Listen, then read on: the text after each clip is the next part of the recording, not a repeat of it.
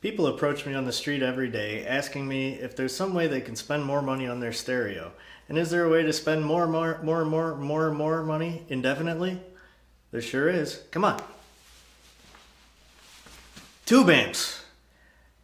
Tube amps, their strength and their weakness is the tubes. Every room has different sound characteristics, every speaker room combination does. And with a tube amp, you can tweak that sound quite a bit. It's good to start with like recommendations from tubes that people use who have the same amp. Tube amps. Tubes wear out, but they actually last quite a while. Like they can last several years, especially the smaller signal tubes they're called. Try different tubes. Unfortunately, the best sounding tubes tend to be the NOS or new old stock tubes that were made, 100 fucking years ago, and they cost a lot of money because there's a limited amount around. You can get a broad range of sounds out of it. You're gonna have to dedicate some time. It's like raising a pet. You gotta spend some time with it in the beginning, or it's gonna shit all over your couch. So, but then once it's dialed in, pets are the best, as are tube amps. Until they die. Tubes also die like pets. It's a sad analogy. I'm sorry. If you buy a solid state amplifier, obviously you get one sound. Tube amps you can tweak for relatively cheap. The ideal situation is somebody who has tubes that's going to come over and let you tube roll. Failing that, you can buy them on eBay or whatever, hope for the best. Kind of, you can get a general idea of what the tubes sound like on the forums. And then it's great because then you have this custom tailored amplifier to your needs in your room and your speakers. Tube amps. Tube amps are the answer. I've had luck with tubes from all different price categories. The new old stock ones, and they last longer, and they're cooler, but it can quickly spiral if you can't control yourself into an expensive habit. But it's like better than owning a boat, so tell the wife that. So the first I heard about this tube amp was from a review by Herb Reichert, and he compared it favorably to amps that cost $20,000, and he said, because it's a do-it-yourself kit, you're getting a $20,000 tube amp for $2,000. And they're a little more than $2,000 now. And this particular model I'm talking about has Lundahl transformers and TKD volume pot and Aura cap caps in it. It's a tweaker's paradise. When you have a do-it-yourself amp, it's common to have the urge to, do it up a little bit because you're not trying to preserve the originality of something that you built in your basement. The build time on this, long, takes a long time, takes good soldering skills. I actually bought one off eBay that had one channel inoperational. I tried to fix it myself. I contacted Victor Kung, who's one of the main distributors of these amps in the US, and first he guided me through how to fix it. I failed to do so, and he told me to meet him at Expona and he would fix it. And sure enough, even though I didn't buy it from him, he gave it to his guy Graham, who's his tech in Florida. He fixed the amp for me for free. Thank you, Graham. Thank you, Victor. That makes me biased, but I like you guys for doing that. And the damn thing sounds amazing. I found the tube that when I turn on an album, I will listen to the whole album, and I have no attention span. So if I can sit through a whole album, that means my stereo is chooching good. That's a great feeling. And so would I compare this to a $20,000 amp? I don't know. I've never had a $20,000 amp in my room. It sounds better than any of the other amps that I've tried, including, I have some pretty fancy, $4,000-ish solid state Class A amps. And I can't do a back-to-back comparison with them, but I would say this compares very favorably to them. I was impressed by the depth and the weight of the bass, the voices.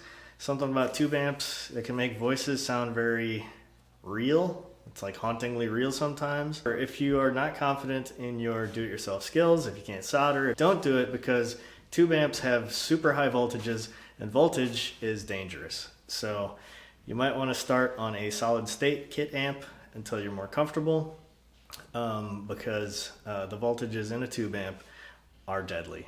You don't want to like lick it like a 9-volt battery. So the amp we're talking about today is 6 watts per channel, and I'm actually running it at 4 watts per channel because the tube that I preferred has 70% of the gain of the tube that it has the capacity to take. So I'm using a 5751 Phillips tube rather than a traditional 12AX7 tube.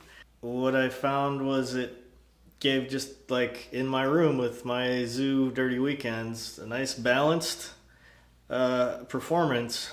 This tube amp in particular has good bass definition.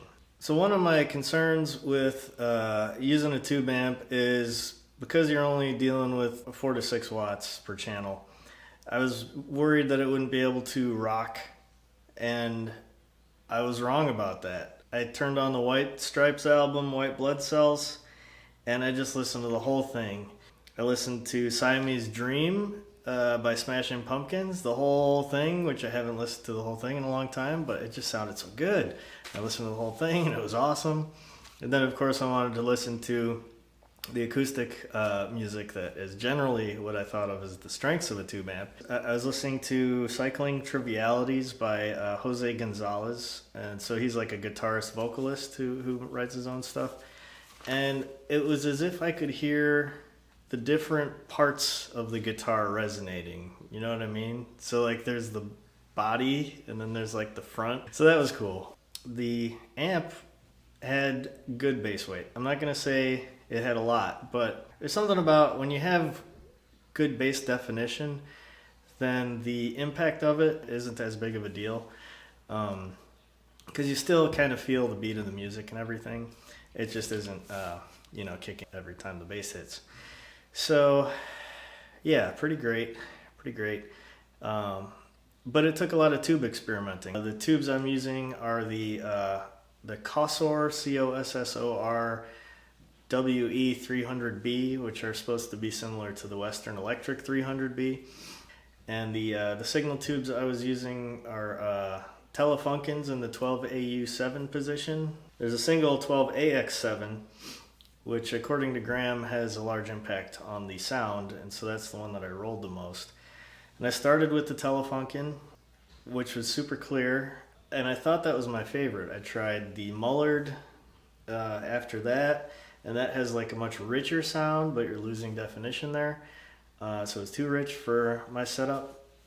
And then I tried the Amperex. That was a good one. And that one had, a little less richness than the Mullard. It had a good top end like the Telefunken did, but it didn't compel me to keep listening. So then I rolled back in this Philips 5751, which is the same as a Sylvania 5751. It has lower gain, but it seemed to, the balance in my system made it super listenable. So I'd stay up late listening, which, is the best outcome, I think. So I'm not going to tell you one tube's better than the other. If you look it up, you can find out what the general characteristics are of each tube, and, it makes for a fun Sunday afternoon. So this tube amp showed me that tube amps can rock.